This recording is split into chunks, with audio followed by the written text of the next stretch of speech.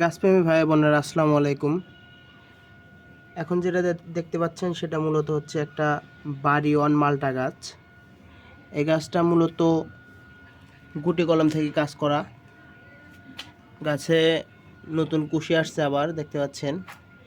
এই এতটুকু গাছেই কিছু মাত্র ফুল এসেছিল, তার মধ্যে একটা গুটি আটকেছে এবং এটা অনেক বড় হয়ে গেছে অলরেডি দেখতে পাচ্ছেন।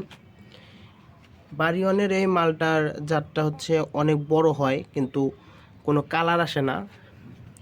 ফলটা মোটামুটি মানের মিষ্টি হয়ে থাকে।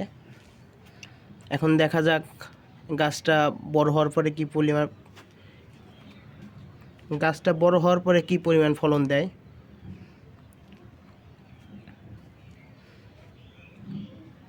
এই যে দেখতে পাচ্ছেন প্রায় গাছের হাইট হবে সর্বোচ্চ হলে 2 ফিট। 2 ফিট গাছে একটা ফল আটকে গেছে। এবার টেস্টিং পারপাস ফলটা রেখে দিয়েছি, দেখা যাক ভবিষ্যতে গাছটার ফলন কেমন আসে।